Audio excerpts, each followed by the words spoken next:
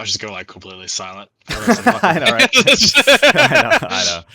All right. What's up, everyone? Clutch Wando here. I am joined with my good friend Zerviam, the Gears God himself, and today we are going to Praise me.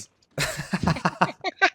We are going to discuss various things revolving around Gears, specifically around tuning, like our ideal tuning for E-Day, and we'll go over some of the different mechanics in Gears 5, which is what you're seeing right now. I also want to preface this by saying I'm on the cloud, that's why you see the black bars. I'm on an ultra wide. xCloud does not support ultra wide, so sorry for that, but I didn't want to download the game. So yeah, we're going to talk about various things from tuning, like Lancer tuning, Gnasher tuning, movement, all the different specialty shots, wrap shot, reaction shot, up A, back A, Kermit shot, all these crazy things that you can do in this game. And you can see he's fucking just going crazy down there, sliding around like a crackhead. We'll talk a little bit about map design too, because I think that's an important aspect when we're talking about tuning, especially when you start considering things like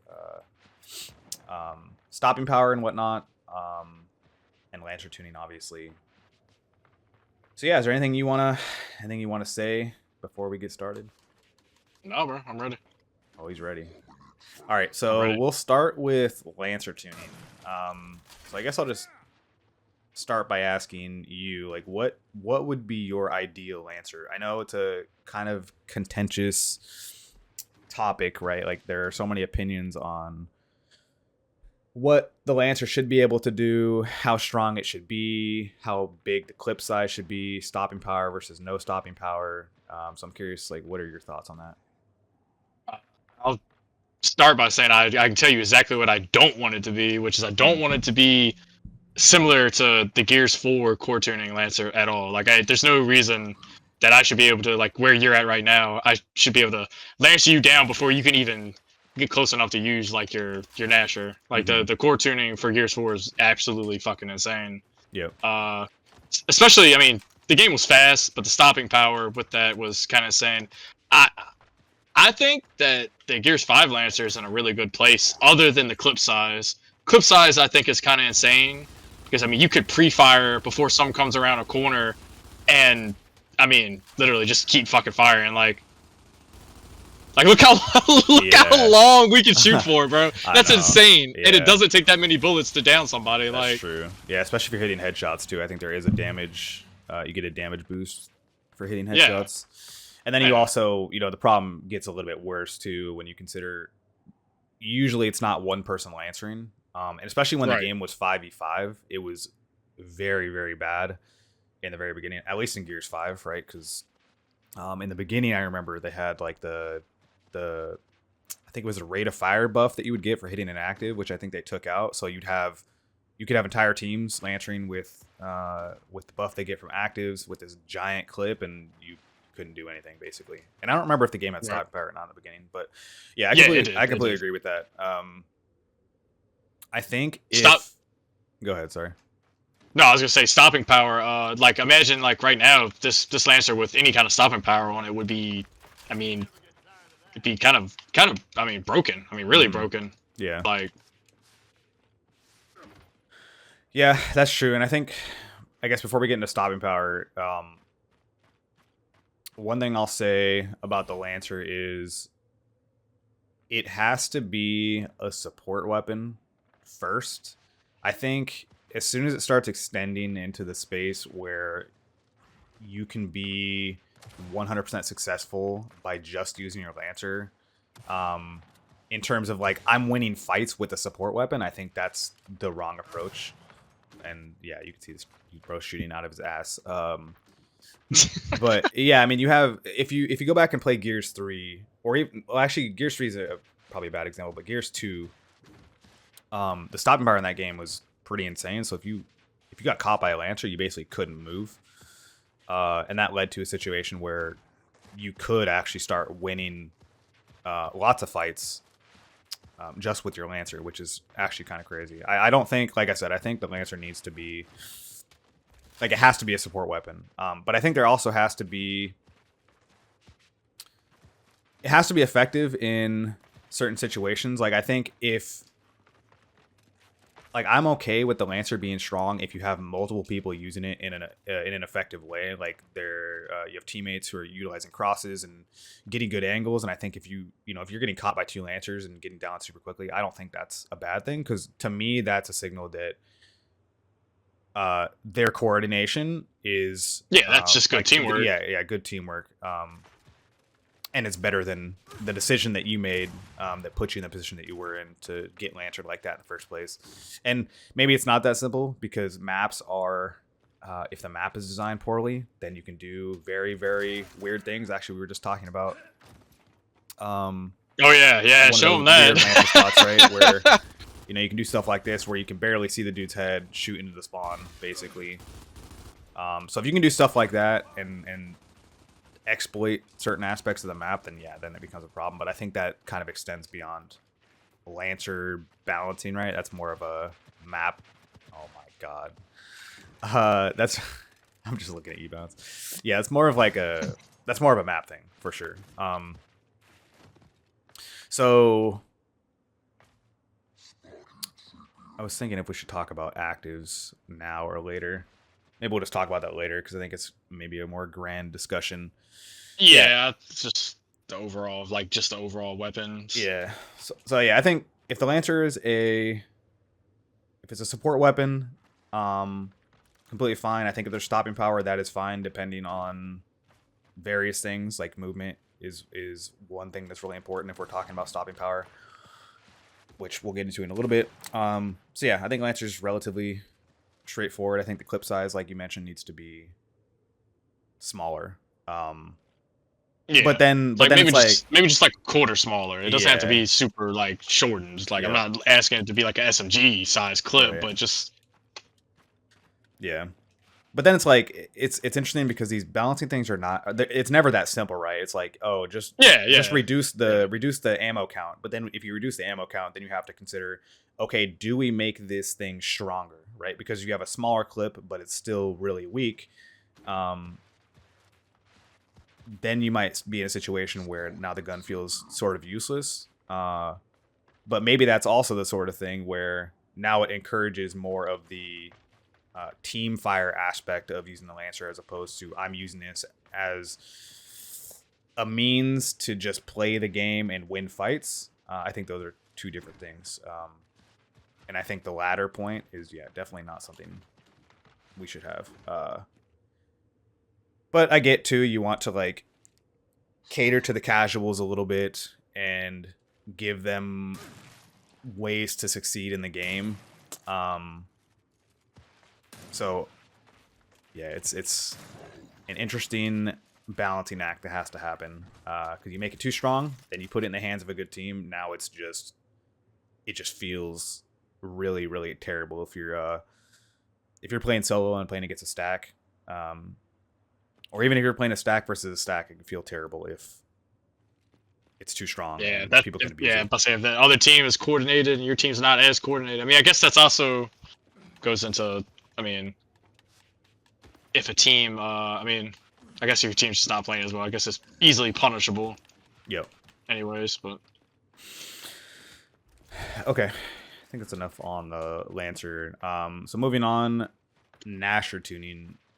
This is a very nuanced thing, and I think the Gnasher has had various iterations throughout the Gears franchise. So Gears 1, I remember the pellets were just random, so you would shoot. There was no deterministic pellet spread like you would see on the wall here. It was just they would calculate the cone from the center of your screen on where the bullets could land, and it would just they would land in a random spot within that cone. And so you'd run into situations where I point blank somebody, but I missed half my pellets because they all went to the top right of that cone, and then they kill you because you didn't actually hit anything. So, and then you move on to Gears 2, where they kind of changed that. Gears 3, where everything sort of became a lot more deterministic. There was a very specific pellet spread that were also enhanced by actives, so it would make your pellets larger if you had an active, and you would get the damage boost. So I guess we'll kind of do the same thing. What are your thoughts on the ideal Gnasher? And I know this isn't like a simple thing, but if you had to like, if you were tasked with, hey, go design the shotgun for E-Day, what are some things that you'd be thinking about, and how would you want, like, what would the state of the shotgun be for you, to the where you'd consider it to be a success? I think the two-shot. I think the two-shot meta is a problem in the more recent Gears. So like Gears 4, like core tuning, bringing back core tuning, and then Gears 5, like the tuning in this. Like I mean, All right, like show just me where you're at right now. Just yeah. Yeah. Like I mean, that's that to me. That's kind of like, or even this far back, like. Yeah, I'm like 99% after 2 shots right there. Yeah. I think that the Gnasher should be. I think it should be honestly. I think I've always thought that the game should be more of like a dancing around like a battle, like methodical because it's still a cover-based shooter. But as far as like how strong the Gnasher should be, I don't think a two-shot meta is ideal. I think that it should be maybe a mixture between the Gears 4 competitive tuning where the gun was like it had like kind of like a little bit of poke damage. I think we should have the poke damage that we have in Gears 5, but just not have the Gnasher be as strong where like you can poke somebody, like you could run, I could hit you for like a full spread right here and you could run away and be 10 feet and I could still down you. Yep. Maybe like the Gears 4 competitive tuning was like, okay, like we're this close to each other. We could do a lot of damage. But then if you like are able to escape, I'm not gonna down you when you're all the way at fucking like going up them steps right there, like like I can right now. Yep. As far as like the spread thing, I think the spread should, like you said, I think it should stay the same, deterministic. I don't think there should be any kind of fucking randomization, and that's that kind of goes into the active reloads too. No kind of randomization. I don't want to have to go into a battle not knowing if the guy I'm fighting has a fucking active on his Gnasher or not, and his gun's gonna do more damage than me. Yeah. But honestly, like I think, like I really just think Gears mix. I mean, like you said, it's a nuanced discussion. I mean, I don't think there's ever gonna be a perfect Gnasher that's gonna make everybody happy, no matter what they do. I think Gears 5. I think objectively, I think the Gears 5 Gnasher is pretty good. I mean, if we had like a maybe slightly faster movement, I think it'd be perfect. Just because everybody hits shots now, the movement's so slow. Yep. And the Gnasher's so fucking strong. Yep. Yeah, I mean that's pretty much it. Yeah, that's true. Yeah, it definitely does start. It makes you start thinking about questions like, what should the movement be like? And one thing I actually just noticed, as you absolutely obliterated me, is I guess before I talk about my ideal Gnasher, one thing I just noticed right now is there is some non-determinism in terms of how the Gnasher functions. So like if I'm right here, right, and I'm shooting at this mid box, right, you can see the pellet spread is very tight because it's coming from the barrel of my gun. As soon as I start LTing, it gets wider. It gets wider, and that's because it comes from the center of your screen when you're LTing. That's why you can do things like backpack people with an up A if you LT right before you shoot. And so that's like one of those things too, where it feels weird, right? Where I'm actually like my potential for jibbing you or doing more damage is actually higher by blind firing as opposed to LTing. Because the pellet spread is wider. Obviously, you get to a point where you're close enough that you're probably going to hit all your entire spread either way. But yeah, it's actually one thing I just noticed that I didn't really think about. It's the fact that the spread changes based on distance, which makes sense, but it's not just it's the distance based on, is it coming from the center of your screen or is it coming from the barrel of your gun, which when you're in mid fight, that's the stuff that I don't want to have to think about on like, oh, is there this weird circumstance where the gun is going to behave differently based on the actions that I'm performing in a non-deterministic way. And I remember they did something like this in Gears 4 where if you were like moving and blind firing, it would make your like it would change the size of that cone that I mentioned, like where your pellets could come out of. And so it started making blind fires feel kind of bad, right? Because now it's not like a consistent spread that you're getting every single time. It's changing based on movement. And in Gears 4 it was a little bit harder too because you didn't have the hit markers to fully. I mean, you had like the red sort of slibs, you I had think the they call blood. them. But you didn't have like the server side hit markers that you have on Gears 5 to help you understand if you're hitting somebody. But yeah, as far as my ideal Gnasher, I think they took it too far with Gears 4 competitive for sure. I think the fact that you had like you couldn't do like even in this like poke range right here, I think you would just do so little damage, and I think part of that was exacerbated by the fact that Gears 4 was so fast. Like Gears 4 was effectively a port of Gears 3, and both of those games are so fast, especially if you can utilize the movement effectively.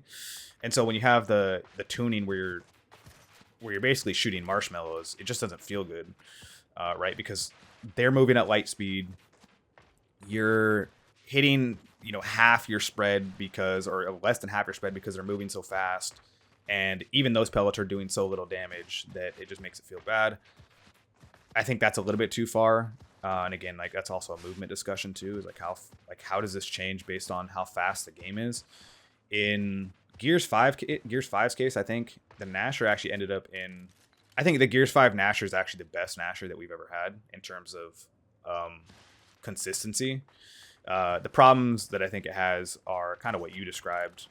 Definitely the two-shot meta, and I think that is more of a movement thing, right? Like, what is my potential for getting out of a particular situation? I think, like, I would be okay with two-shot downs if the potential in Gears 5, like to like strafe or to wall bounce effectively and to get out of a sticky situation, like in a 1v1, of course, if that potential was higher, right? Because if I LT and I hurt you, right, the game is so slow right now and the bouncing is so slow, the strafe is so slow that it's like you can't play defensively, right? There are so few options to be able to get you out of a situation like that, and I think that's kind of what makes it feel worse. I think and this is kind of diving more into the movement aspect, if the game had more ways to, I don't want to say more freedom, because Gears 5 is a pretty, like, the movement is pretty free, but the problem is that it's too slow, in my opinion. But I also don't think the solution is just to speed up the game either. I just think there need to be more options, right? And the way I've been thinking about this specifically, like when I brainstorm my ideas on how do I want the Gnasher to function,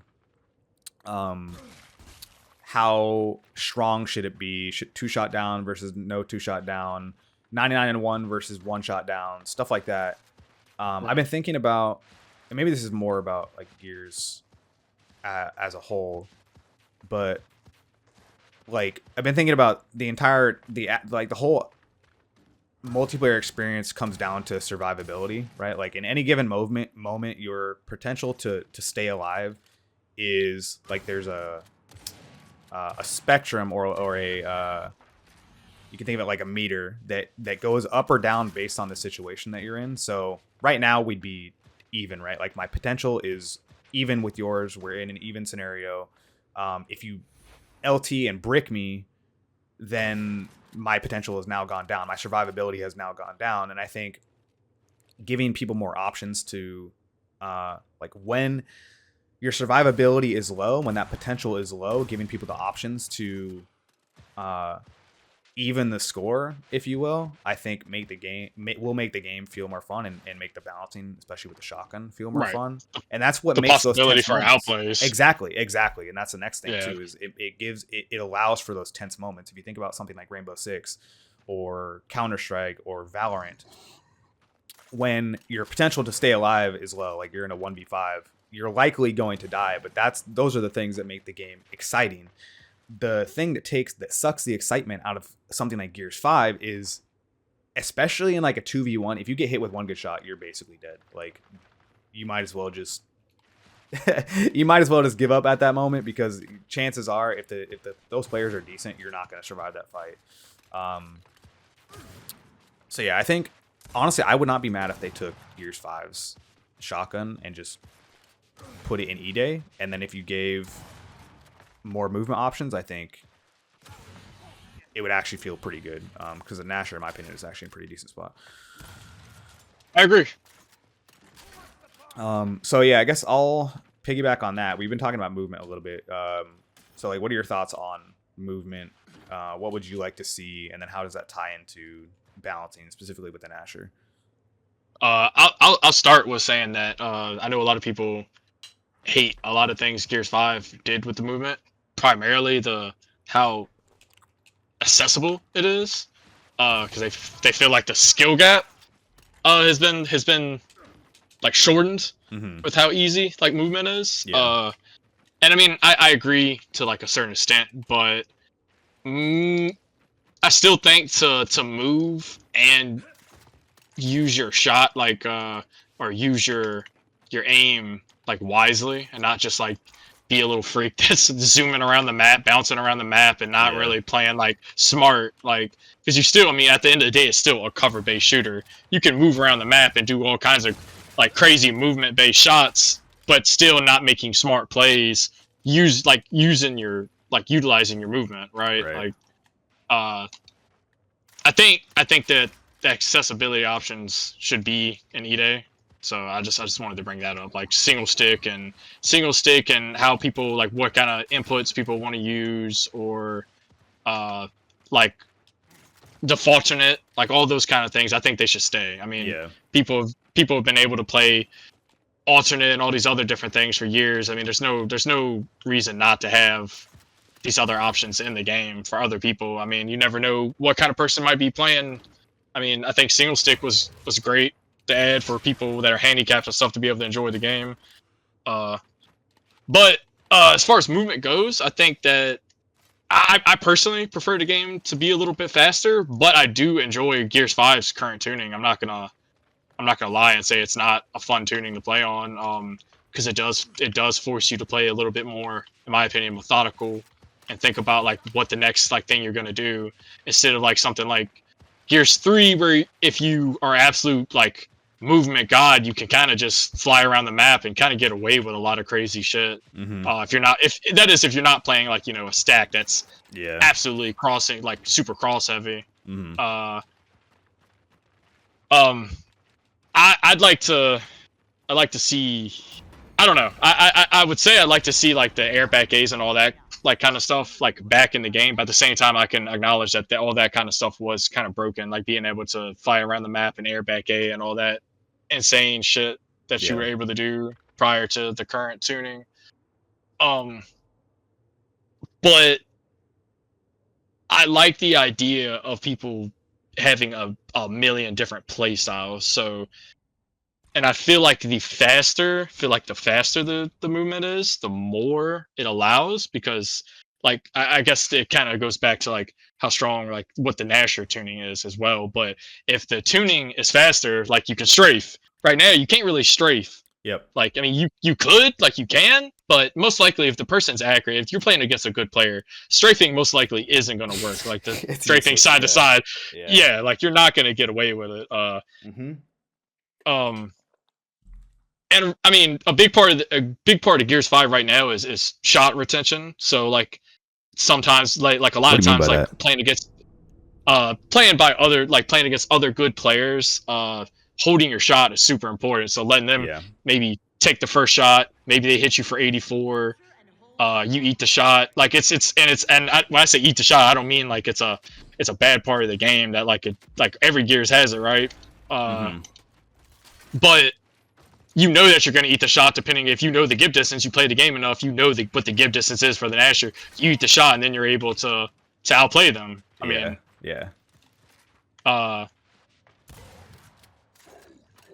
like if you like I let you get the first shot off right there, and then I'm able to like run and do that, like I mean, that's the only time strafing really works. Yeah. Honestly, like the But even strafing that's left to not right even is strafing, right? Like that's just like just a you. roadie. Like you see that all the Yeah, time with the bot walking too, where people know, like you mentioned, they know the jib distance, so they're just they'll bot walk at you. You'll shoot right before you hit that threshold. right, and that's actually a good thing to bring up too. Is that bot walking, like you can back up faster than you can walk forward. Yep. Wait, can you? Or is it Like, walk? I think Or is it, I think it's a little bit slower. Walking back is a little bit slower. is it okay? Well, I would say I know one of them's like way faster than the Yeah. other. Yeah. But I don't think bot walking should be as viable, and I think if the movement is faster, I think it becomes less viable because I can Yeah. bounce away or move away from you before you can just walk up to me and casually shoot me. Yep. Yeah, that's true.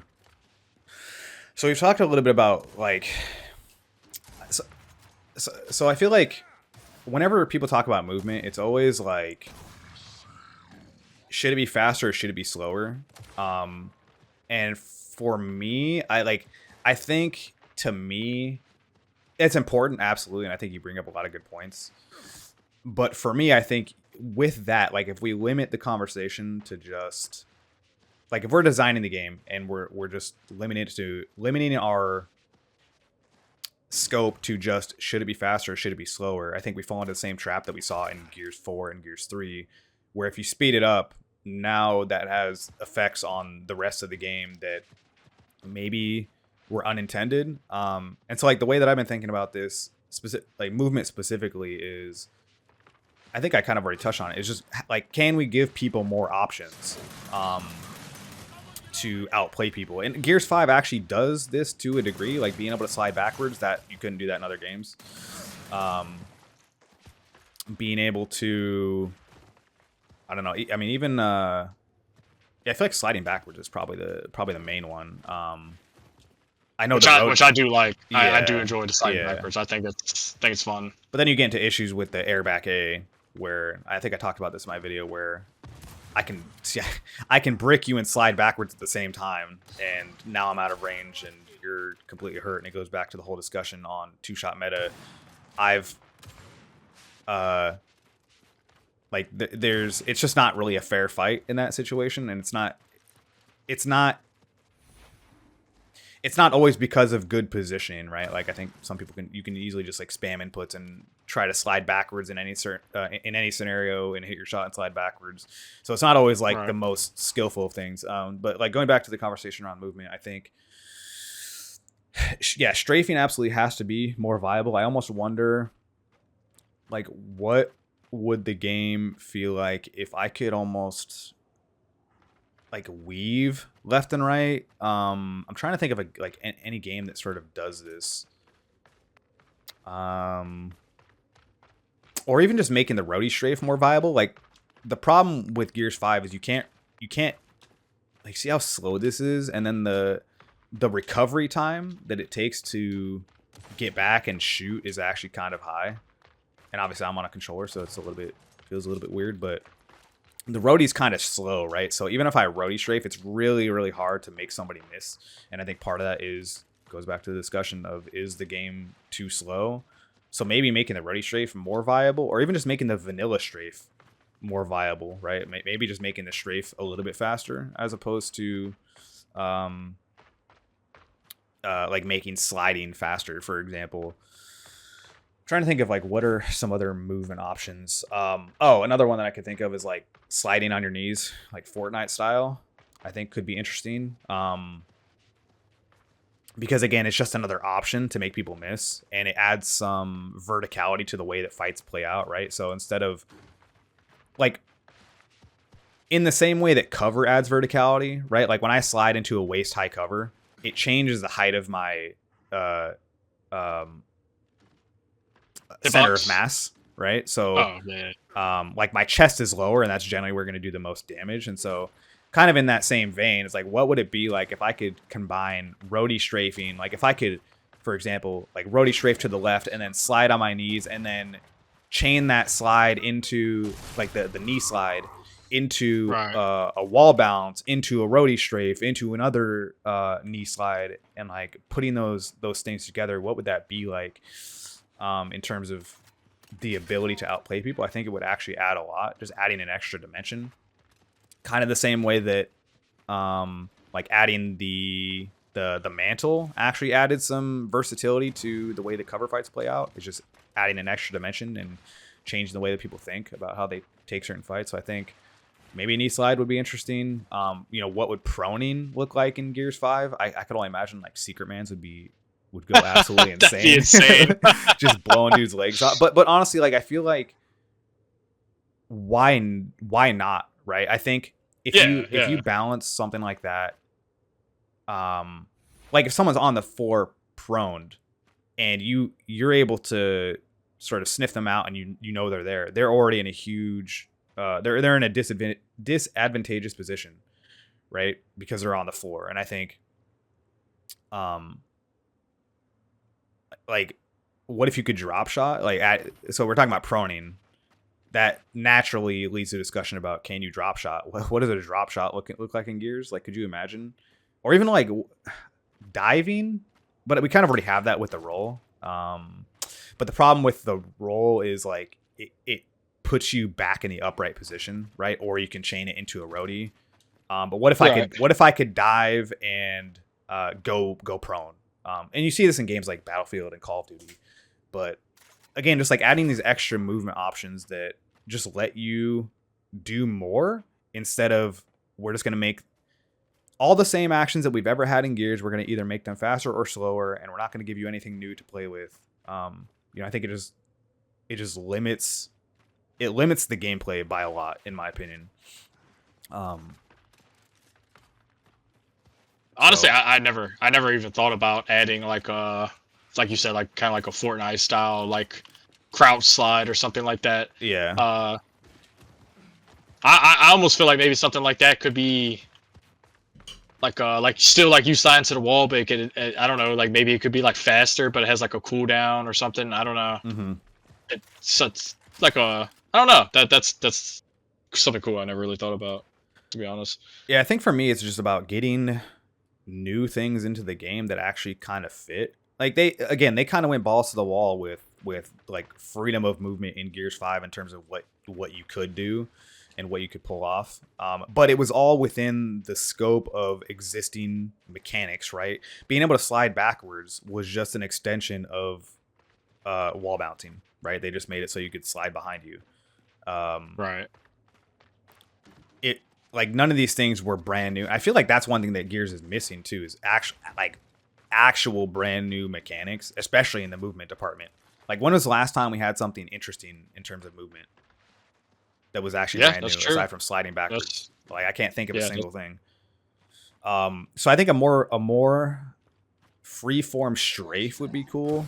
Or maybe even making the roadie less like a roadie run, like where I have to duck my head and run, and maybe it's more of like an actual sprint, which means that your recovery time coming out of the sprint might be faster. Just imagine a fucking like ROM fucking sprint at you, like bro's got his arms up like a track runner, just running full force. Oh my god. But I mean, I get that maybe that's a hot topic because roadie has been in the game for a while, but I don't know. I feel like I don't know. I don't think that's the roadie, in my opinion, is not a thing that if you changed or made it more like a sprint, I don't think people would look at that and say, oh, it's not Gears anymore, because you're not ducking your head and running super low. And first of all, most people don't run like this, especially when they're not getting shot at. Like, nobody runs with their head down like this. I mean, unless you're a roadie, right? What's the people that do all the like production at like music concerts and whatnot? They're like running behind the scenes, heads ducked. I think that's actually, well, I can only imagine that's what that's sort of the origin of why it's called the roadie run, like the roadie crew, people that do all the production behind the scenes. But yeah, that was very long-winded, but I think more movement options would be interesting. A more versatile strafe, more movement options like a slide or proning or diving that is not just the roll. I think those two things could be actually separated. Like, you could have the roll and you could have the dive.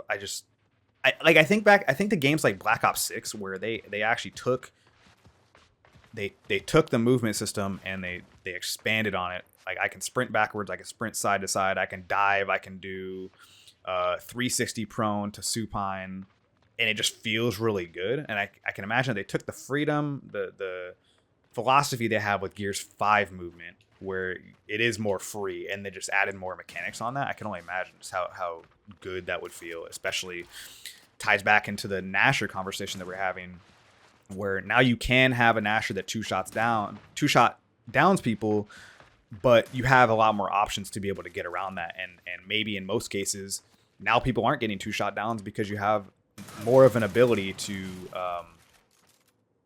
get out of the way of those shots, right? And I think that's super important. And maybe the Gears 5 Gnasher would actually be perfect in a situation like that. Are there any other thoughts you have on movement? No, I think you covered all the bases. Okay. That was pretty good analysis. All right. I guess we'll talk about, so there are a few other things we still have to talk about, like active reloads and map design, but let's talk about since we were kind of on the Gnasher and tuning discussion, let's talk about the specialty shots and what should happen there. Kill me so I have ammo, because I have no ammo. You wasted all your ammo? Unbelievable. I did. Smack you in the face. All right. Yeah, I'm gonna let you do this because I'm on controller and I'm on XCloud. So yeah, specialty shots. That's what I call them. They have various names, and I want to preface this conversation by saying most of these have actually existed in all of the older Gears games.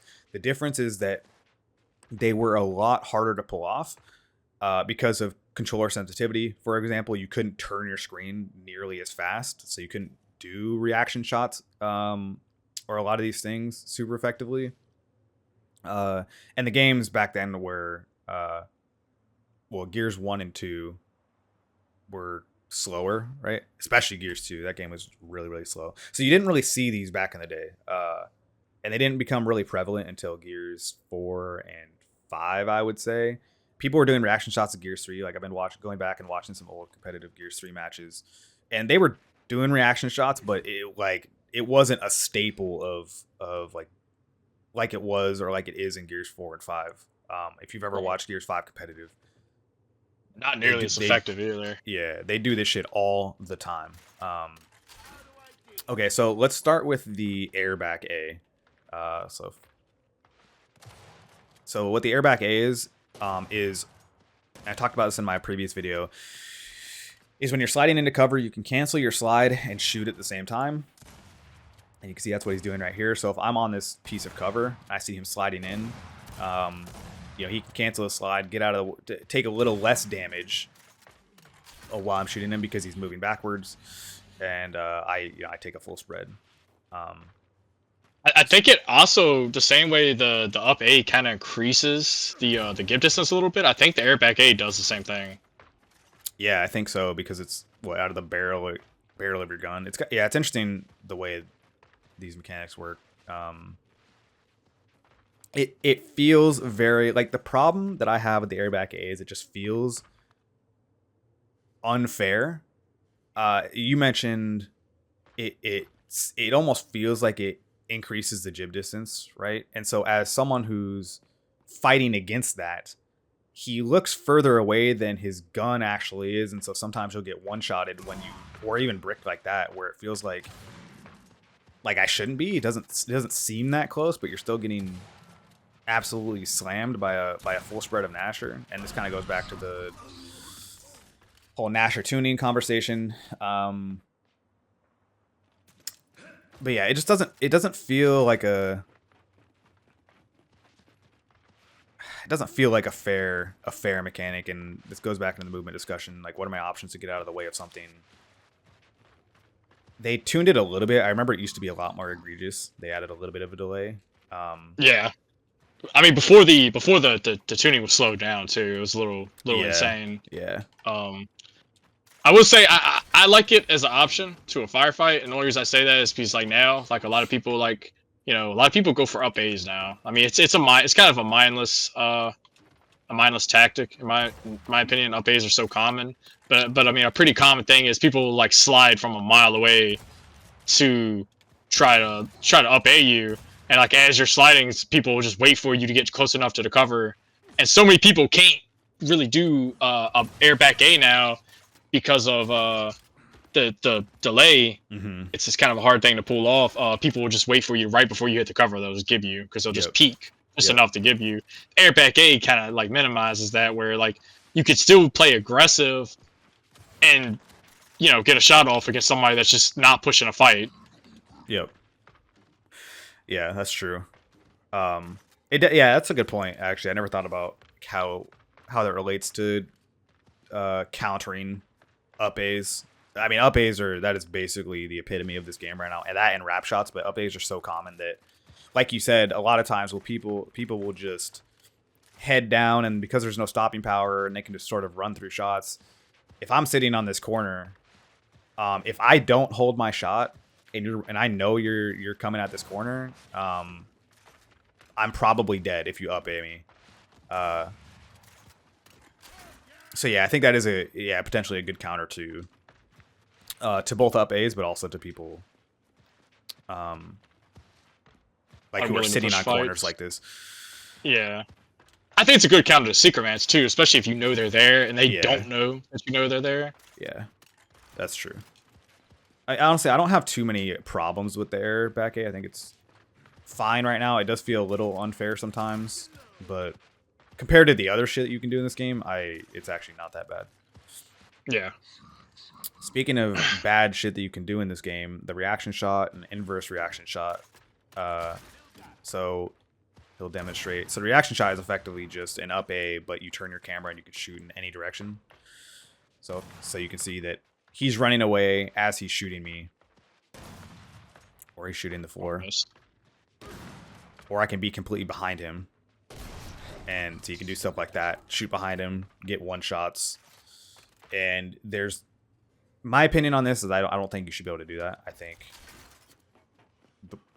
there always should be a give and take on what are the things that I'm doing. Am I putting myself in a good position? And like, what are the consequences of doing certain things? If there are things or mechanics that don't have any consequences, if there are things that don't have consequences, without having good decision making first, I think that's wrong. So an example of that would be if I can do something that, like, if I put myself in the best position possible to be successful and then I pull the thing off, then I feel like that's fine because you worked to get to a good, an advantageous position. Whereas in something like this, there is no work involved in getting to this position, right? If you want to, you can, all you have to do is slide into cover and shoot behind you. And there's no real thought about that. All you have to do is find a cover. There's no strategy involved in getting something like this off. And I think that's kind of the problem.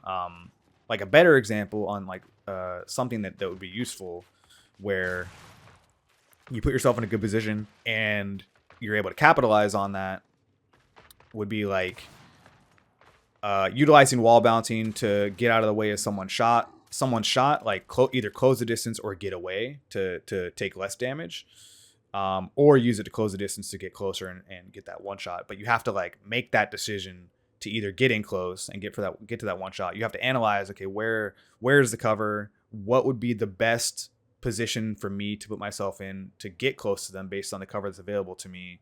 And then you also have to execute on that.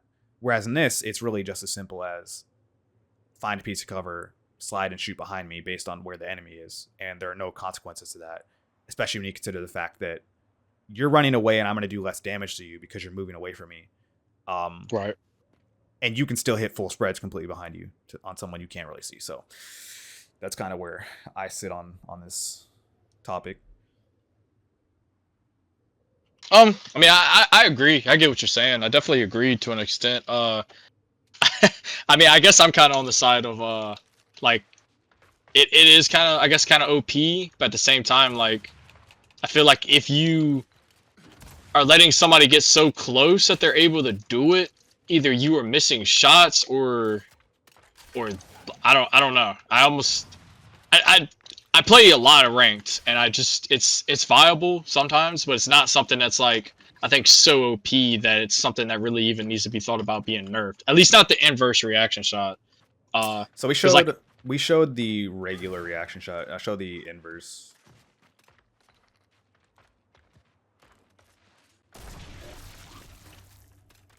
Yeah.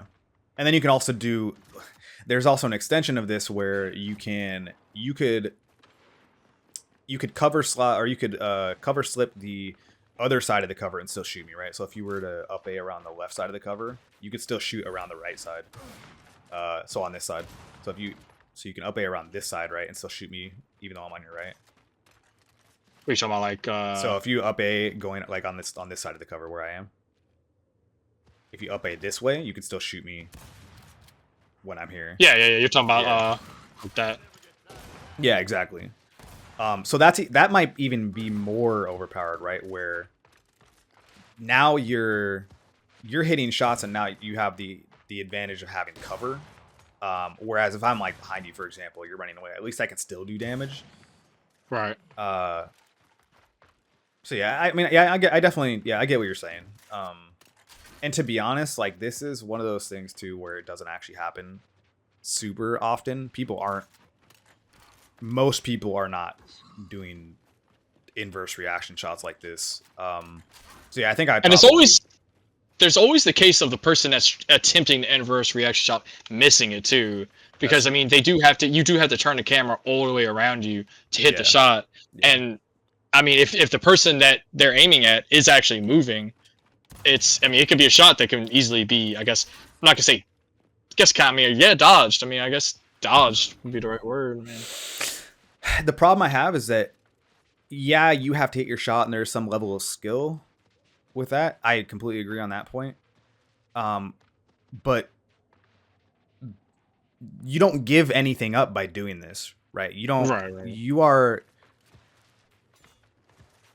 like, you don't end up in a worse position because you tried something like that. Whereas the example that I gave, where I'm utilizing wall bouncing to close the distance, you're taking the risk of getting in close and getting one-shotted to put yourself in the best position, right? And if you're able to do that and actually make people miss, now the kill that you got is a result of the skillful decision that you made to choose the cover, figure out which one is the best, execute on that slide to make someone miss, and then also hit the shot, right? Whereas this is, it's not really, like, there are no consequences, right? So you can slide, you can shoot behind you, and there's no risk for you because you're running away from me. I can't really do damage because, again, I mean, unless I've hit you with a full spread before, and then I have the potential for a 2-shot, then I can just run you down, right? But realistically, you could probably just, if you wanted to get out, or if you're really hurt, you could just keep running. Or if you hit a full spread on me, you could turn around and 2-shot me down. So yeah, my problem with this is that there just aren't, like, where's the consequence here? Like, if I reaction shot and I just keep running, I just did damage to you, and then you add the fact that you're gonna have there will be teammates, right? So now maybe you've done enough damage to where someone could just put a quarter of a clip of Lancer into you and you go down, and you're completely safe now because you just ran away. And kind of going back to I think you kind of described the game as like dancing around, almost fighting game-esque. A lot of times in fighting games, there are certain mechanics that are there's some level of risk to trying to pull them off, and there are some moves that are completely neutral, right? Based on frame data. So like maybe I do some input string that is neutral on block, which means I can't be punished if they block my combo, which means at the end of it, if they blocked all of it, we're both still in a neutral position. And I think Gears kind of plays out the same way, where there should be this give and take on, you do something that either gives you the advantage or doesn't give you the advantage. But it should be based on skill and like understanding of the game, as opposed to I'm going to do this thing. I know there's literally nothing my opponent can do to counter this thing. Like in the fighting game case, the counter is to just block, right? In this case, a lot of times if someone can pull this off, you're just completely like you're fucked in a lot of situations. But then, you know, I will agree with you that there, like, some of it has to be on the person who's getting shot too. You know, if you get bricked with a inverse reaction shot, yeah, you should probably utilize. You should probably go somewhere else. You should probably run away, or you should bounce somewhere. But then that gets back into the movement discussion where, okay, are things too slow? What are my options to get out of the way of something? And I think this whole thing kind of goes back to the idea that, like, if I just had more options to move around and do things and get out of the way of shots, like, maybe this wouldn't even be a problem. But I think, like, if I had to make a decision, should this be in the next Gears? I don't think I would have an issue with it, because, like you mentioned, like, it's actually not that abused in the grand scheme of things, and it does take skill to do. It's just annoying when it happens, especially at the higher levels of play. Yeah, I don't think it's like so viable that it's like something that really needs to be like studied by TC to like whether or not they think it should be removed or how to nerf it or anything like that. Yeah. Yeah, I agree. I do think we should look into the Kermit shot though. yeah, we can talk about that, because we'll talk about the up A and Kermit shot, which are like variations of one another. So I guess let's start with the up A first. Since it's simpler. Yeah. So up A is really simple. It's just you run around the cover and shoot at the same time. You will see this, like, this is very, very much a part of the meta of Gears 5's movement and how people like to fight. A lot of times, we talked about this earlier, people will just head down shots or just head down through gunfire just to get an up A. For example, if I am, let's see, like if I'm lancering here, right, he'll probably just try to run. Yeah, he'll just run right through my lancer shots and just go for the up A. And I think it's a fine mechanic. Like, I think it should exist, and it's pretty balanced. There are some issues that I have with it, which is it just the kind of playstyle it encourages is kind of boring if you think about it. Like, everybody and their mother and their grandma and every family relative are just doing up A's in the game, and that's all they want to do. They're just holding shots and up A'ing and just having a fucking grand old time just up A'ing. And so it makes the gameplay a little less fun, because that's all people are doing. They play the same exact way, and it's going back to the movement potential. It takes away some of that excitement if everyone is doing sort of the same thing. And then the Kermit shot is a variation. So if I'm standing on like this cover, for example, or do you want me to do it down here? Oh shit! Wait, would you want me to up A up there? Yeah, I mean, you can. Well, this one might be easier because it's a little bit thinner. So if you Kermit shot. Oh yeah, I'll do it. Hold on. Fucked up my reload. Yeah, so Kermit shot is an up A, except instead of running around the cover on the same side of the enemy, you run around the opposite side cover. So you can see in that case, he ran around the left side and one-shotted me on the right side. And point blank, like for me, there's not even a discussion to be had about that, really. Because it just shouldn't be in the game. That's an exploit that should not exist. Same thing as the inverse reaction shot, where you're putting yourself in cover as you're shooting somebody, and I can't do shit about it. I will say it is a very, very, like, it's pretty skillful, and the circumstances in which you're able to pull it off is, like, they're pretty minuscule in my opinion. You kind of have to be a little bit dumb to get hit by this shot, in my opinion, because really what it means is I'm sitting here on the corner of cover, which would be dumb anyway, right? Because in the state, right? Why would you just be sitting there? Exactly. Like, and like, to be fair, a lot of these are contrived examples to give context, but in a lot of situations, you're not going to be just standing on the corner of cover, especially with the up A meta,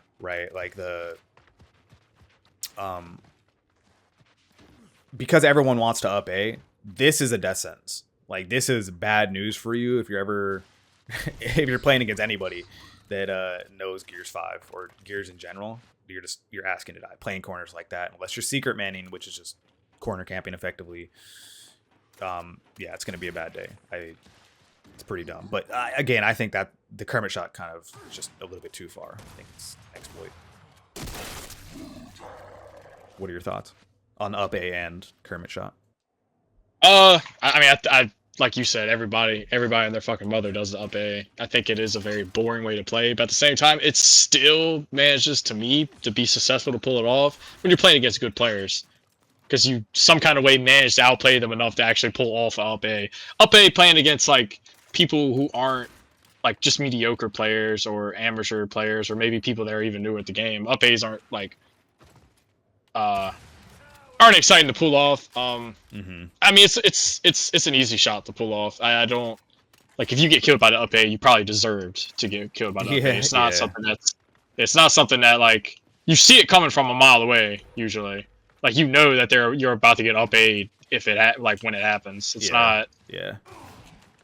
The Kermit shot. I mean it takes some skill to do. It's not a super hard shot to pull off, but it's not like you said. It's kind of like the inverse reaction shot where it's not really any.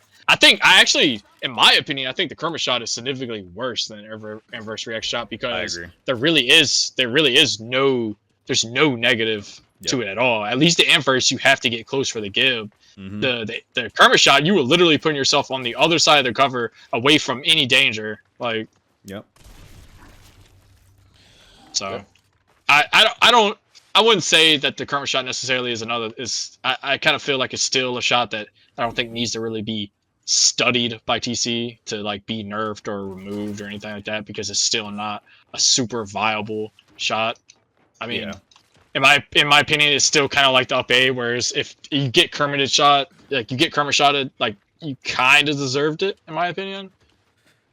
But I mean, but it's also one of those things too, where like, what is my expectation for certain scenarios? This is one of those things where my expectation is not that you can shoot me while running the opposite side of a piece of cover. Like that just from a practical point of view, right? It doesn't even make sense. The fact that you're shooting around the side that you're not running on, that's just it's like it's not super viable, but when it happens, it just it takes you out of the game, right? It just feels you feel cheated. It doesn't almost. feel good. Yes, exactly. Feel cheated. That's a very good way to put it. And I think if we can minimize those sort of situations, then I think that's best case scenario, right? Like you don't want to. I think the result of a fight and a match should be the result, like in the ideal world, right? If we had perfect balance, I think the result of a match should be a result of the decisions that you made and the skill of the team as a whole and like you as an individual player. There should never be situations where someone can do something that is clearly an exploit that almost cheats you out of a specific situation that you probably would have won otherwise, especially in this case where maybe I have you really hurt and you do this fucking stupid shit where you're shooting around the opposite side of cover and one shot me and I had you dead to rights, but you did this dumb thing that just happened to work in the heat of the moment, and it's just not, you're not really expecting it, and when it happens, it does not feel good. So my stance would be remove it. Like definitely the Kermit shot, at least up A, I think should stay. I think that's a pillar of another shot I think to bring up too. I don't know if it's called the pop, if this is what they call the pop shot or what, but like when you air back or not air back A, you back A like over the cover, like on the cover, but you don't actually get off the cover like that. Like where I'm like barely visible for a second. Oh, so are you back A or are you? It's a back A. Yeah, okay. So back A over. So pop shot is just LTing right before you shoot. Okay, well then I guess just the back A on cover then. Yeah, I think it would just be a back A.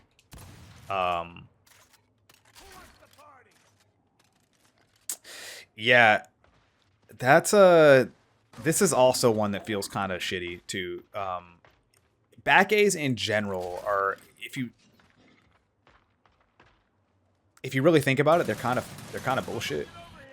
And I remember Ryan Cleveland was talking about Like, why did they remove center screen shooting from Gears? And one of the examples he gave was, if I'm sitting on, I don't know, this pillar right here, right, with center screen shooting, I could put the center of my screen outside the cover. I could sit behind the cover and still shoot you, right? Because bullets come out of the center of my screen, right? And I can shoot someone without being exposed. The back A is actually just that. Like, I can still shoot you without being exposed, right? Like, basically just curving my shot around the cover. It's the same exact thing, except now I'm like the bullets are coming out of my gun instead of the center of my screen. So the back A is an interesting. Yeah, it's definitely an interesting shot to talk about. What do you think about the back A? Yeah, I'm kind of torn on the back A just because like I don't have any ammo, so I can't shoot. But like being on this, yo, I'm torn because I don't have any ammo. Well, now you're dead. Okay. Come back.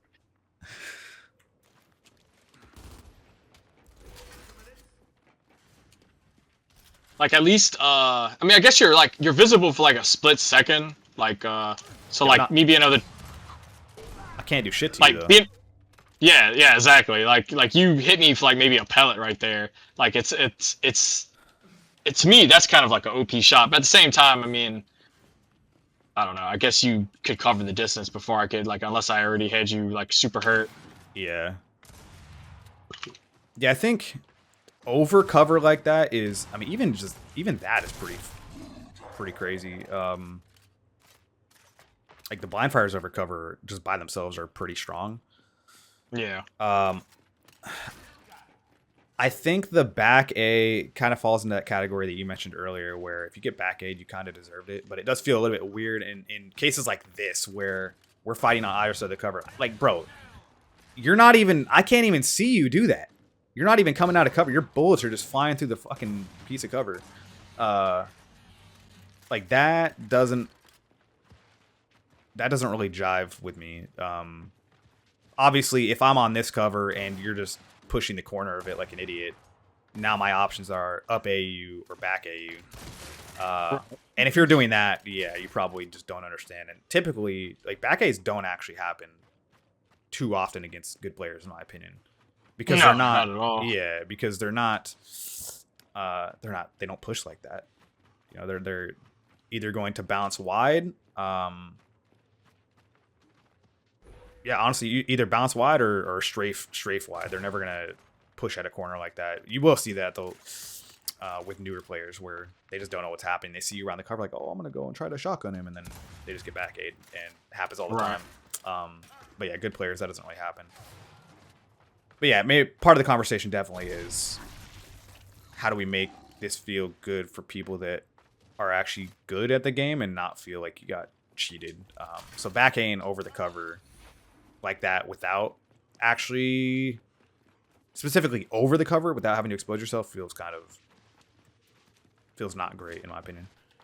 Yeah. A side note too, I think that like if E-Day releases and all these shots are still like you're able to do all these little shots and stuff that the community came up with in E-Day, I really feel like they should be part of like a tutorial for like new players. I mean, don't get me wrong, like now you can mostly find tutorials on YouTube on how to do stuff, but I mean there's such a like important part of multiplayer. I feel like that should be something that like the devs just like make a tutorial for. I mean, it's super important in my opinion. Yeah, I agree. I mean, it has to be, if you're gonna make a tutorial, you have to make sure that it is this is a supported mechanic in the game, because as soon as you start treating it like a first-class citizen, now it's like, now the expectation for people is that this is going, like, this is something supported by the game. It's not an exploit. But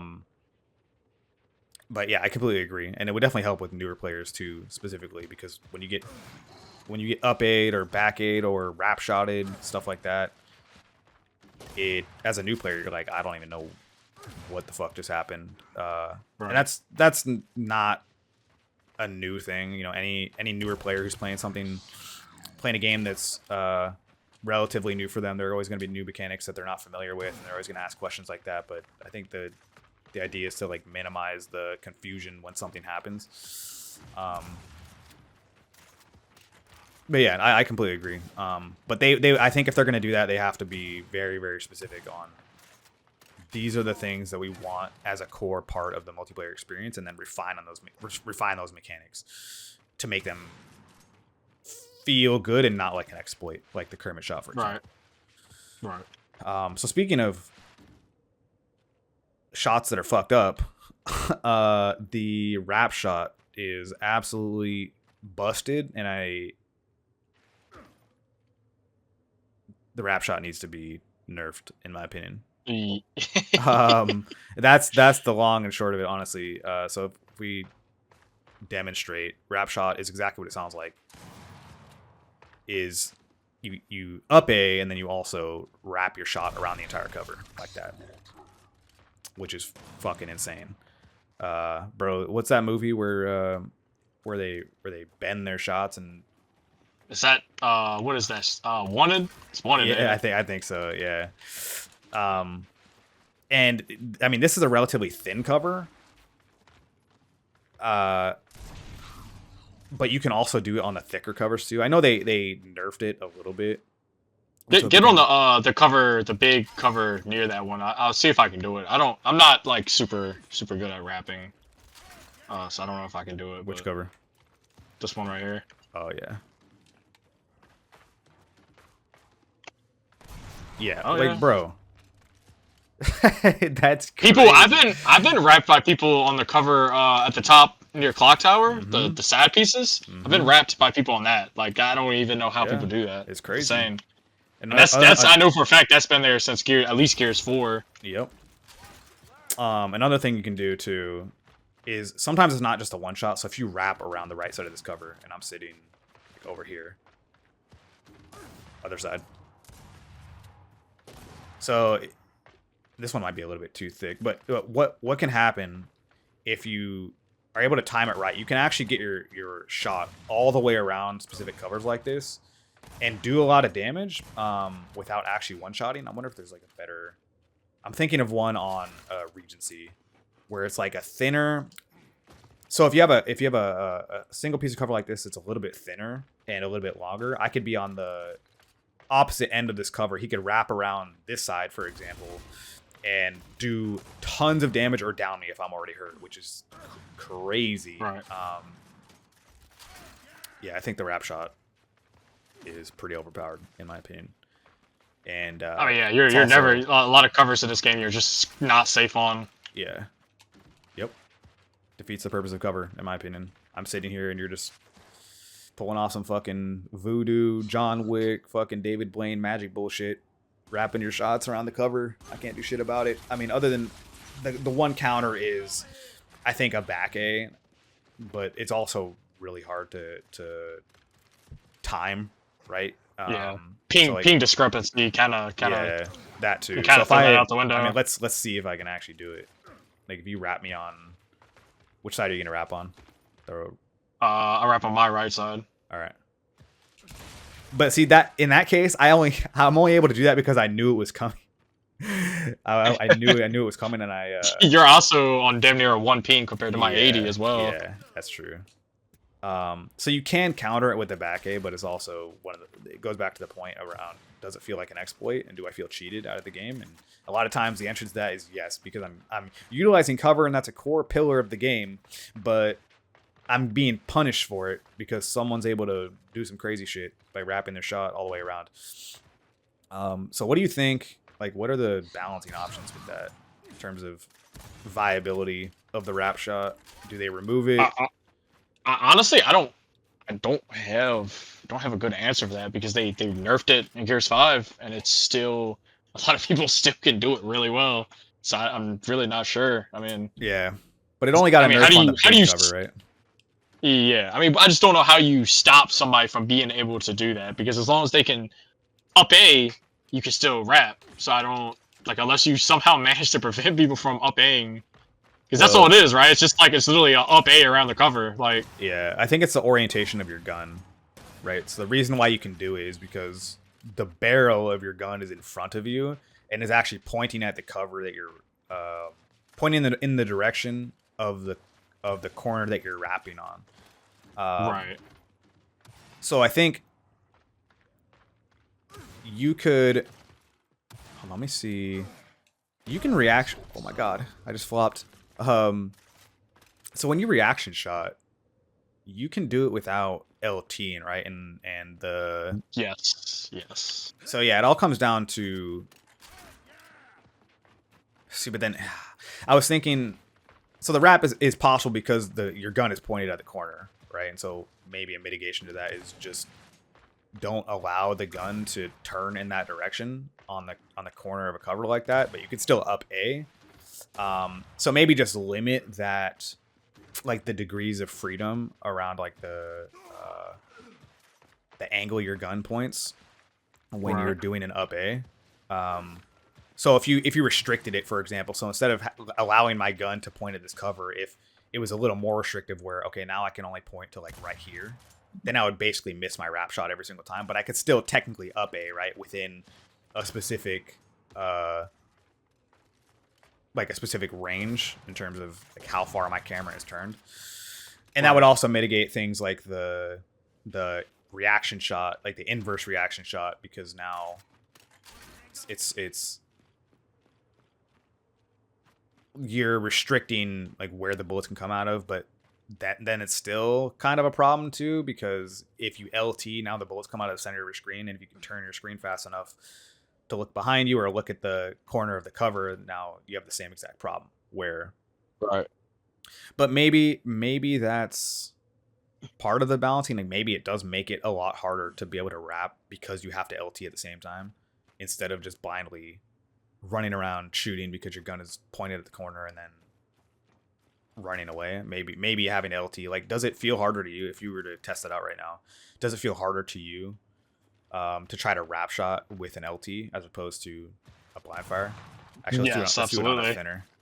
I think it is. I think it is. Yeah, I can't even do that. Yeah, maybe you haven't practiced it, but I think maybe like if you had to force that, that shit looks crazy on the screen too when you do it. I'm not gonna lie. Like when you're LT and then wrap, bro. Like what the fuck? So maybe that's a balancing thing. I don't know. I think, and I don't know. I'm not a game designer, but I do know that wrap shots feel absolutely horrendous when they happen to you. And yeah, it's kind of bullshit in a lot of situations.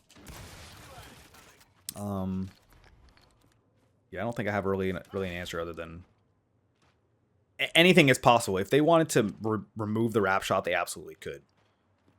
Because it really does come down to, and I'm trivializing things and making it sound simpler than it actually is. Obviously, game development's really hard, but it really comes down to the angle of your gun, because the bullets come out of your barrel, and whether or not you're LTing, right? Because either you are or you aren't, and that changes where the pellets come. And if you restrict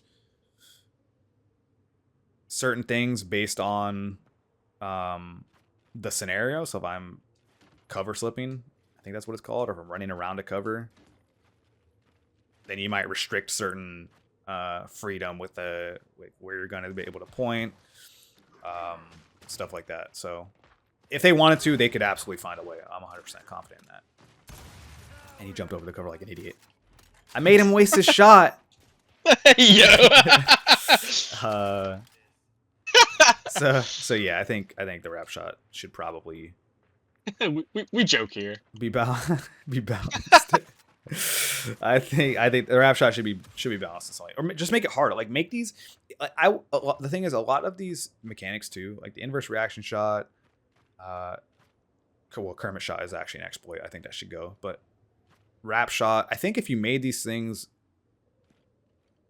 if you refined them and made them a core mechanic that actually there was like a skill gap that you built on top of with these things, and you actually had to learn it, as opposed to And just being super easy right out the Yeah, gate. exactly, Kind of thing. exactly. It being Yeah. super easy like it is now, and pretty much anybody can do it if you've been playing for a little bit. I think it would probably feel a lot better, right? Because now it's supported by the game, so you're not confused when it happens, right? You've had a tutorial, the game's told you these are the things that you can do, this is the freedom that you have, and then everyone's aware of what's happening as long as you're playing the tutorial. Obviously, if you don't do the tutorial, then maybe you're just an idiot, you don't care. And then when it happens, you're not confused, and it feels like, okay, I know this thing is hard to do, and I feel like, okay, there's like some level of respect, right, when it happens, because you're like, oh shit, he actually hit me with that. That's actually crazy. And then you kind of build on that, where maybe it motivates you too. It's like, I want to be better at this thing, and so I go and practice, and as opposed to it being this thing like you mentioned, where it's super easy and can be exploited pretty easily. Right.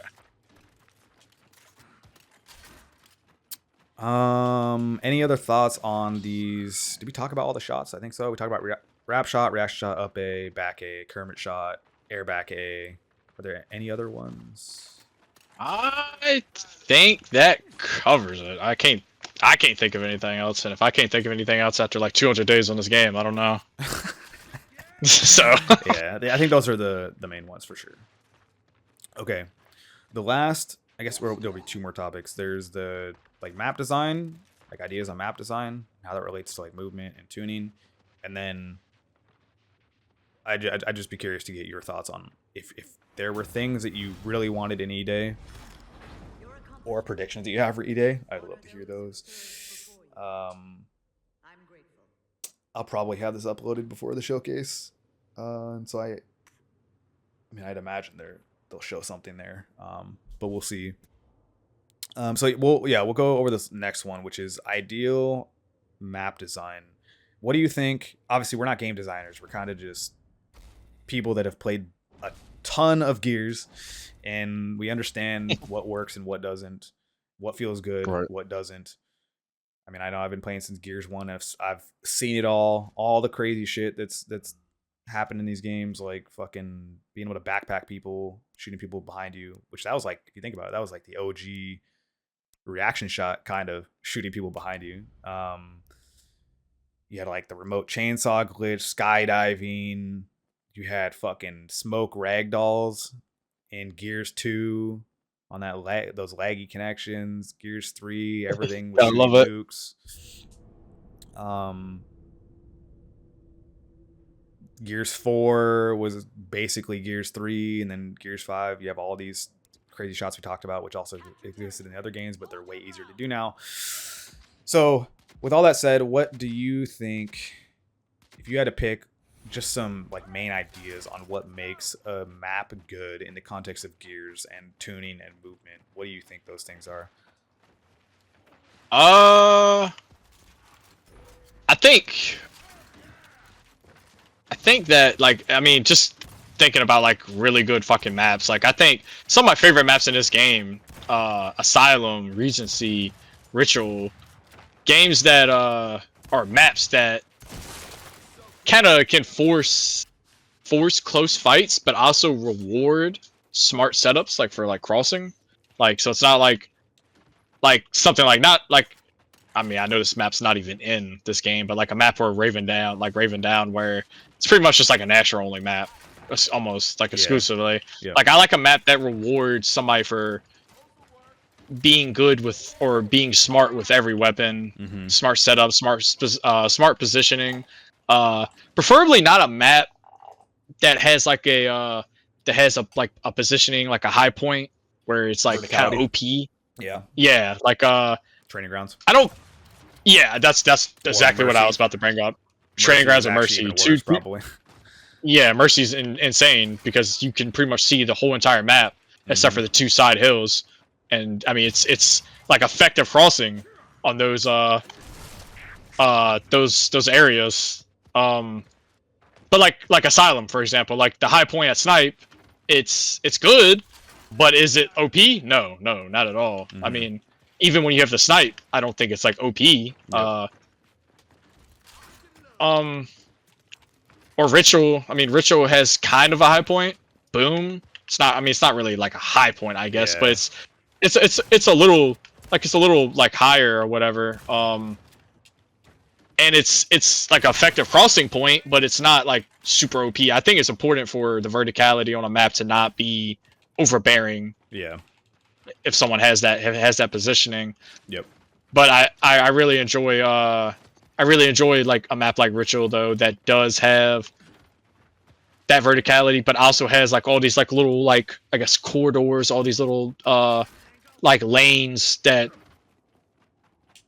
force close Gnasher fights. Yep. Because like you can have good positioning and cross and kind of force a fight on Ritual, but it's not a map that like you can stop somebody from I guess pushing forward like solely with just like crossing. Like you're gonna have to have somebody out with the Gnasher. Or a map like Regency, like you could completely like prevent some pushes with just crossing alone. Like you don't have to if you have two people set up in one spot, two people set up in another spot, and the whole team's trying to push one way, they're not pushing. They're not getting to that hill. Yep.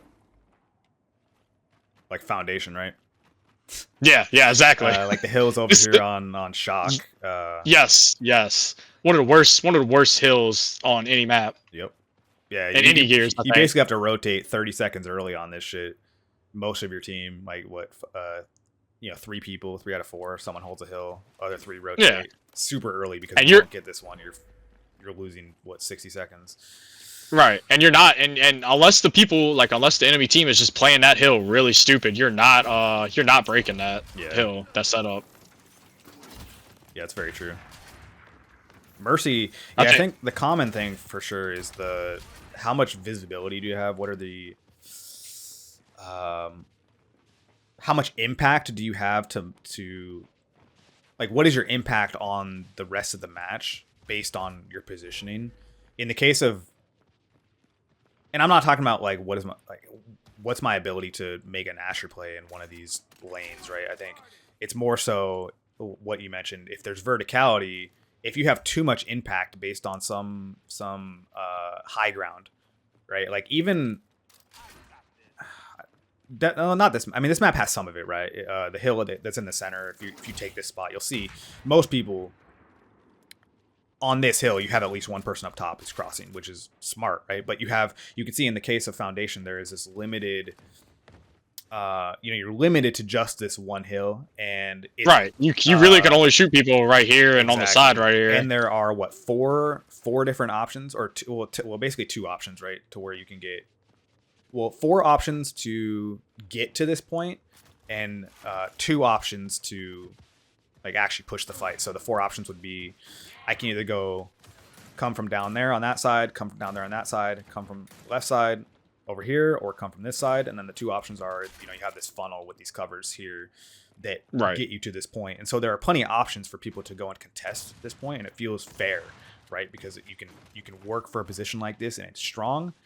And it's also counterable because you can throw smokes up here and limit visibility. Whereas something like Mercy, there's not a lot of that, right? You can see literally every single hill except for, actually no, you can still see the one inside church too, because of the door on the front. So you could technically also shoot people on every single hill on Mercy effectively, or most of them, like 95% of the hills on Mercy.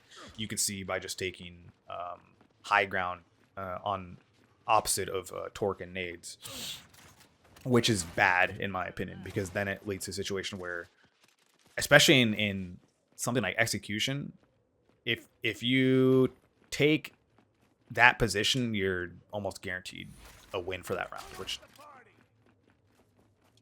yeah, I don't know. But in something like King of the Hill, it also feels equally as bad because you have visibility of the entire map. You can put damage on basically anybody and help your team in any position with little risk. And the funnel to get, like, to go and contest that position, super small. Like, the staircases are very narrow, right? So pushing up those stairs, it can be difficult. Obviously, you can use stuns and smokes and whatever.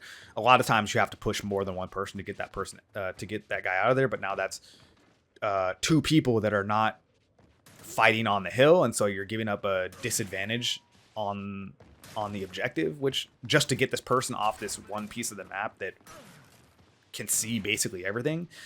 Yeah, that doesn't feels sort of cheap and feels like it limits the it limits like how the map plays, right? Because you know it's going to be played the exact same way every single time. Someone's going to take mid up top, they're going to lancer, they're going to cross.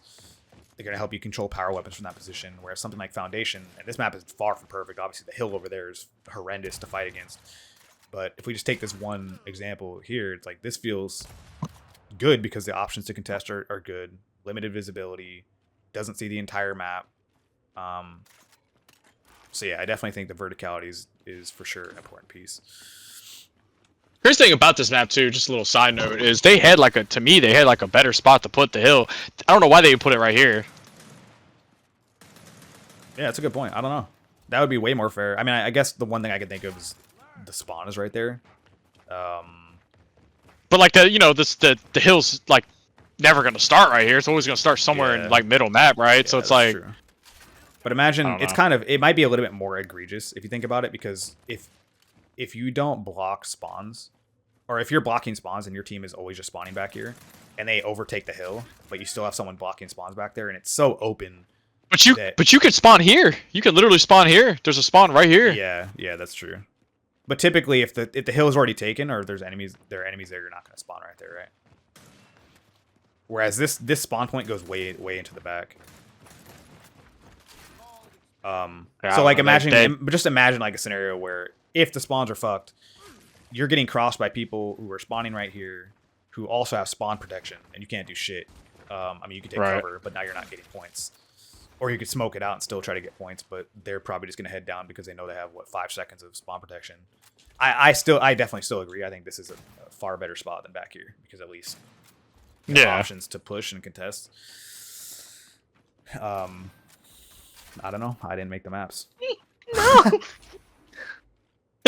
Are you okay, bro? You getting tickled over there? What the fuck going on? No shit. Don't worry about it, bro. I'll turn into Elmo. Yeah, I think.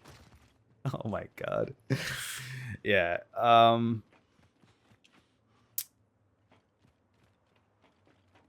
If we look at, trying to think, like, what are the core aspects of a good map in Gears? I'm thinking about all the good maps in Gears over the years. I think District is a really good example of one of the most balanced maps, in my opinion. District it plays so well. And I mean, District is, what, a 3-lane map, technically? I think if they just adopted that strategy too, with the lanes, and then make the cover... I think most of the I do think most of the good maps are 3 lanes. That's something I meant to say earlier. Yeah. So I think if they adopted that strategy, I think that's a good place to start. And then if you're adding verticality, not giving too much power to those positions, but still having the advantage, right? I think it comes down to bro is getting tickled right now. Duh. You okay? Yeah, I'm good, bro. I'm good. Do you need help? Is this your cry for help? What's going on? Yeah. But yeah, having positions of power that aren't too strong, but obviously give you an advantage because you worked to get there, and like having to work to get there, I think that's completely fine and makes complete sense. And like these there shouldn't be a position on a map that is a catch-all for every situation where you can have an impact. Like I talked about this earlier and I didn't really expand on it, but like the potential for impact on the match based on a position should not be like, you should not be able to have an impact, a meaningful impact on how the match plays out from a single spot. I think that's bad design. If you look at something like Mercy, I think Mercy is just not, it does not play well for objective-based modes because you have so much potential to impact the match from that one position across from Church. I don't think that's good. I think if they're, I mean, just to go back to Foundation example, this power position right here is limited to 2 hills, right? It's limited to the hill that spawns on Torque, and it's limited to the hill that spawns right here. But in both situations, can be easily contested, and there are two other hills that you can't do anything about if the hill is over there from this position, which I think is what makes it a little bit more balanced. Something like District 2. Bandstand is a very, very strong position, especially on the hill that's right in front of Bandstand, but it doesn't... you can't have an impact on the match, really, on the hills that are either on nades or over in shock, right? And so you have to... It encourages you to move around the map. And then maybe that's another aspect, too, is especially with game mode like King of the Hill, the whole idea is that you should be moving around the map and finding good setups, good crosses, stuff like that. And if you just have one position that doesn't encourage any of that, I think that's bad. I think you want, like, your maps ideally should be designed in such a way that encourages you to move around the map. And that ties into cover too, because cover is a form of movement expression, right? A lot of people will use cover to navigate around the map. Especially depending on how fast the slide speed is. If it's a faster slide speed, you can utilize it to get around the map much more quickly. And so I think a map that encourages movement throughout it without positions that are too strong and has a cover layout that actually makes sense. I think that would be my ideal. And I think 3 lanes, like you mentioned, that's probably the best place to start, in my opinion. And if you're going to have environmental effects, you have to balance it. Asylum, that is notoriously bad in certain situations like King of the Hill, because you have the train that comes in and completely blocks off those hills. He literally has cost like, you literally smashes. can't do anything. You have teams that are just sitting and waiting for the train. You're not doing shit. You can't fight. Because the train is just going. Like, what can you do about it? And you're just losing points over something that is random. I mean, we've lost King of the Hill and control matches because of the train. Yeah, it's stupid. Exactly, that's bad. That is not good design. And I'm over here on my game dev armchair talking about bad design, but it's not fun to play. As a player, I'll say that as a player, that is not a fun thing to experience when you get cheated by the RNG in the game. And I get, like, it's kind of trying to be a fun thing, but a good example of a map that has environmental impacts is something like Avalanche, where when the avalanche comes, it's very clear that map event is going to happen, and if you've played the map, you know exactly where you can and cannot be. I mean, that bro just blew himself up. I guess that's true on Asylum too. You know where you can and can't be, but you're not. The difference with Avalanche is you're not getting cheated out of the Avalanche from points, right? If there was a hill underneath the Avalanche, all those people would die, and they wouldn't be able to score any more points. Whereas in Asylum, if you lose that portion of the hill, you're losing at least 10, 15 seconds, and sometimes that's the difference between losing and winning. But then, yeah, Avalanche, the map event happens, and then it changes the landscape of the map. And then you get sort of like a refreshing experience, because now the way you navigate through the routes that you could take are no longer available, but it opens up other options like different power weapons, for example. So instead of nades, it's now a boom shot in the center where the snow is. And I think like Avalanche is a really good example of that doesn't cheat you out of games. So yeah, is there anything else you'd like to add on map design?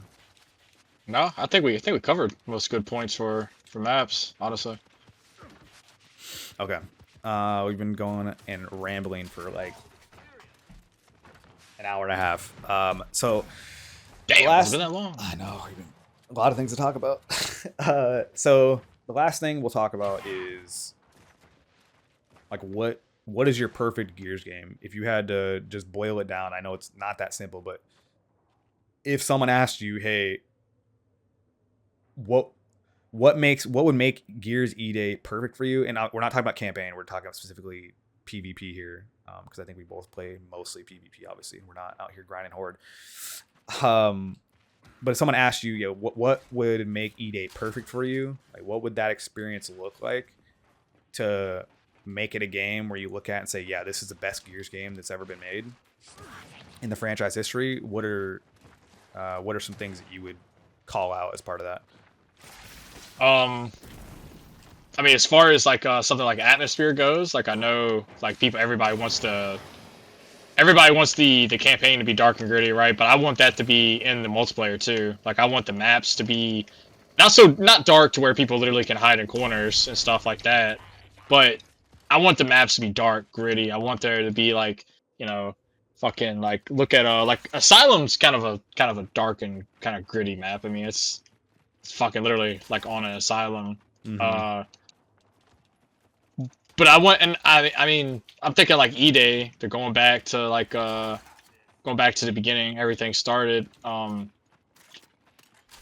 mean, maybe as far as like the maps go, like have like fights going on in the background, some animation stuff, like how in Afira there's the Hammer of Dawn striking in the background, that kind of stuff. Yep. Just make sure the map, like the atmosphere on every map, is like cool and fucking.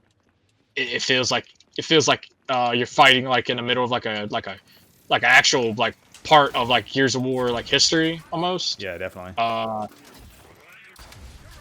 You know, as far as far as a perfect multiplayer, like actual like matches, I mean that's like a whole nother fucking video. I mean, because right now we've kind of been discussing what we want, right, but not like going into detail how we actually want like matches to like play out. Yeah, I mean, maybe we do an analysis on that, honestly. Not right now, obviously. not yeah, I'm about to say different video. You'd be uploading a movie. Yeah. But I mean, I kind of want the game to feel weighty. I want the game to feel weighty, but at the same time, I want it to be kind of fast. I don't know how exactly they would do that, make the game feel like there's like your soldier running around, heavy feeling, but also make it feel like make it fast with that kind of weight to it. But I don't know. I mean, I like Gears 5 a lot. I mean, I'm not gonna lie. I know Gears 5 catches a lot of shit. It's a good game. Objectively, I think the tuning is good.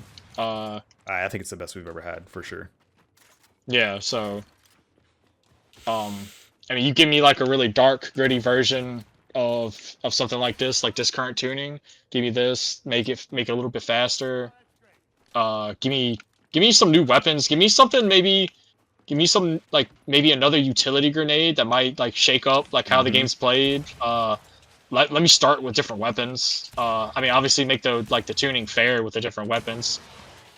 But I don't know. It'd be cool to start with the Marska Hammer Burst, or maybe throw in like a new weapon that's not some random fucking SMG style bullshit like the Enforcer. Yeah, I don't want no shit like that. But like another assault rifle or precision weapon that would change up the meta, change up the way people move around the map and stuff like that. Yeah. It's pretty I much agree. it. I think atmosphere is a huge one for me. I think gore is one of the aspects that has to be absolutely nailed. I think I don't want to be shooting. Let's just, speaking of gore, like, come here. Let's just look at how, and this is not like a slight on the devs. I understand there are technical limitations to why things are the way they are. I'm sure there are reasons why the gore does not look that great. I can't see anything. My whole screen is red. Oh, let me kill you. Dude. I can't see shit. But, I mean, the gist of it is that the gore is just very cartoon-like. So we can see it's basically just jelly chunks. Very, and jelly-ish. It in terms of immersion, it really just kind of takes you out of it. This is supposed to be a very violent... go ahead. No, I was gonna say there's not even like any bones or anything like in the like chunks or nothing like that. Yeah, I mean the game is supposed to be very violent, right? And I mentioned this in my last video. Part of the gore is almost a selling point of the game to a degree, especially in Gears 1. That was an aspect that they really emphasized, especially sawing people in half with your Lancer, and having it was sort of like a middle ground where it wasn't so realistic and over the top that you felt like, okay, this is maybe a little bit too far and makes you feel uneasy. But it was visceral enough to where it like kept you immersed in the game. So I think gore has to be top notch, more akin to something like Gears 1 or Gears 2, where you can see I definitely agree. all of the internal organs, or even dynamic gore, where as we're fighting, we've talked about this in the past, where it's maybe something like Mortal Kombat does, where you have the like as you're fighting somebody and landing shots, you're starting to like shoot off pieces of flesh from their body potentially, or there's just more blood on their clothes. Well, kind of like how Doom does. Like when you're Yeah. fighting the demons, you like they're gradually just like fucking degrading. Yeah. Like just like you said, chunks are just flying off. Yeah. Their armor's fucking pieces are just they're like clothes tattered, that kind of thing. Yeah, I understand that, like an issue could be with that, where it's like if you've had a long battle with somebody, now you're just running around as some dude who's missing half his body, which might be Right. which might be a little bit weird. But yeah, I think in general the gore has to be fantastic. I think atmosphere, if I had to just boil it down to the thing that is the most important, I would say the game just has to be fun, and obviously that's a loaded term. Like what makes a game fun? There are so many things that go into that. It's not an easy problem. You have hundreds of engineers working on things. You just like make the that. game feel like Mario Kart. Yeah, just yeah, It really is as simple as that. Flying around. Yeah, I think atmosphere, gore. I think destruction has to be good. Obviously, it has to be more dynamic. It has to be a lot more dynamic. You can see most of the maps. I don't think there's any. I don't know if there are any maps aside from Icebound on Gears 5. There might be a couple of others, but Icebound is one that comes to mind, where you can shoot part of the environment and it starts actually reacting to the things you're doing. I mean, you could see in this case, nothing happens when I shoot walls. No cement chips off.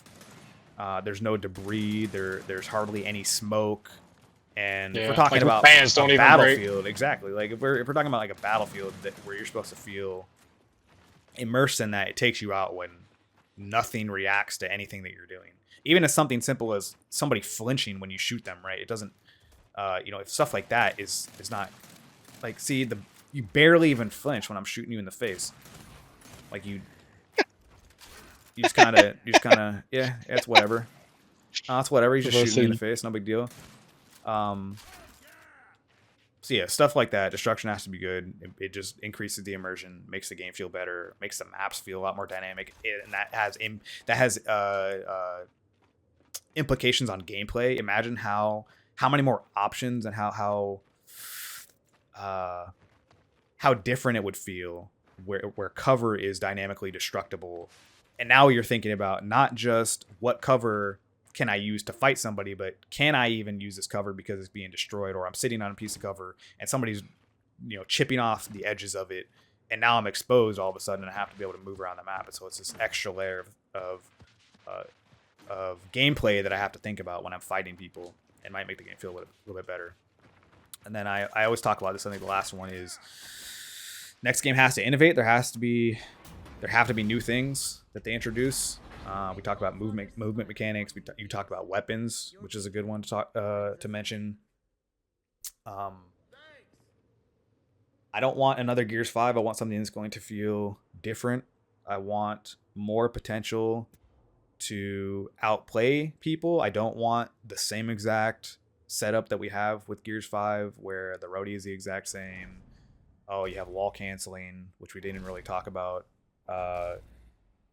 You have all these different specific types of shots that you can do. I think more mechanics that are refined, like sliding on your knees or proning or diving, along with like the roll and all the other different cover mechanics, like jumping over, kicking someone in the face, or the yank and shank, like grabbing someone and stabbing them. Something I didn't mention, which is interactable melee weapons. Like, maybe we didn't even talk about this at all, but what would an enhanced melee combat system look like? How could we integrate that within combat? Now you're giving people all sorts of options. Like, okay, you don't want to fight hand to hand. I didn't think about that at all. Actually, yeah, exactly. He's like, oh, I don't want to fight hand to hand, so I have all these other different movement mechanics I can utilize.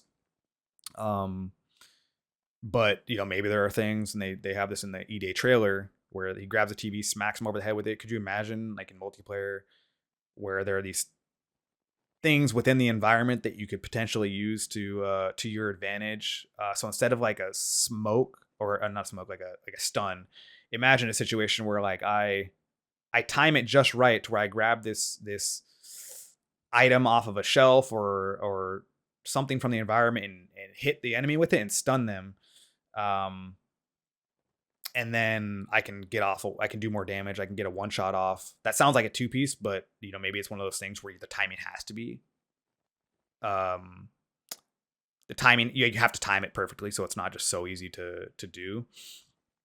And then, I mean, just stuff like that. Like even obviously, I don't know the specific how you design to make it feel good, but again, it's just giving people options. I think I just want innovation. I want something that feels different. I want something that has a skill gap based on all these different mechanics, and having those mechanics refined in such a way that make them feel competitive, that makes the game feel fun, that gives me a reason to want to hop on the game and learn these different things and try to pull them off in a match without feeling like I'm cheating the system or getting cheated by the game, stuff like that.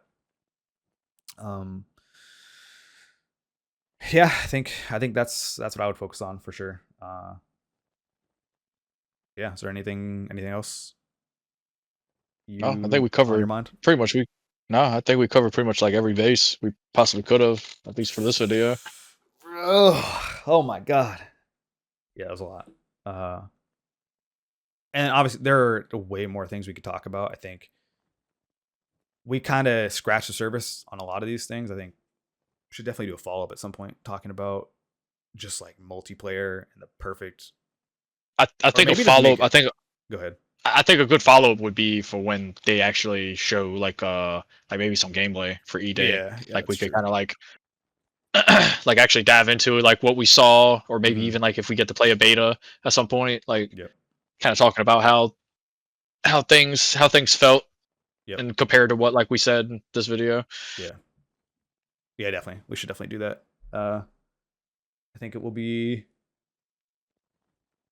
interesting. Yeah, I mean, so many things, and the conversation is so nuanced, and I'm glad that we can actually have a conversation like that, because if you think about it, a lot of people don't. The conversation is not nuanced to a lot of the people in the community, I feel like, where people are they have their convictions, and they won't stray from those at all. And they're just not willing to hear different perspectives on what would feel good, what would feel bad. Everyone says, oh, this doesn't feel like Gears 5 isn't Gears, and then they just don't even elaborate. They don't, I don't even know, like, well, what the fuck does that even mean? It doesn't feel like Gears. Okay, well then tell me what makes Gears, because I can tell you right now, if we look at like the old interviews with developers on what they described Gears 1, for example, as, it's completely different, right? And you don't want the game to just be the same. There should be some base potential formula that you carry throughout the game, so that it does. There are certain things that are aspects of the game that should just be present to some degree, right? Like imagine Gears without the Lancer or without the Gnasher, for example.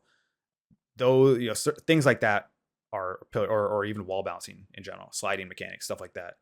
Those are things that I would say are core to the Gears experience. Cover is another good example. And when people say things like Gears 5 doesn't feel like Gears, it's like, okay, I don't even know what you mean by that, and then they're not willing to elaborate. Exactly. What are you even fucking trying to say when you say that? Like, I will say I'm very open-minded in terms of what they could do. I just want something that feels different. I don't do Gears Judgment. I'll say that Gears Judgment did not feel great, but I can appreciate them trying something new and wanting to like mix things up a little bit. I think they can still do that with something like E-Day, but in a way that stays closer to the core of Gears. So with that said, I'll open the floor one more time. Are there any other things you want to say? No.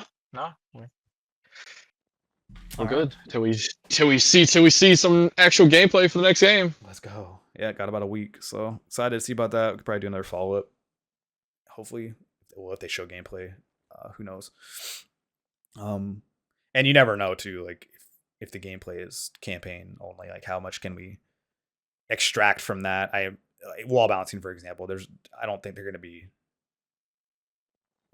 we'd even be able to tell what that sort of thing would feel like in a multiplayer context from a campaign playthrough, level playthrough, for example, right? Because they're gonna make it all cinematic and and whatnot. But yeah, there are definitely things we can probably get, especially like core movement, what the strafe might look like, the movement speed, the intensity, the gore, the destruction, the AI, the weightiness of the characters. Like I think those are all things we could probably understand at least to some degree from watching the gameplay. So hopefully they show something. We'll see in about a week, or in a week exactly. And then yeah, I'm excited. All right, yeah, appreciate you hopping on the mic and having the discussion. I'm sure there'll be many more discussions to be had. Yes, sir. Yeah, with that said, that's the end of this very long video. If you listen to the whole thing, you might have an addiction to caffeine. So yeah, that's it. Yeah, till next time. See y'all later.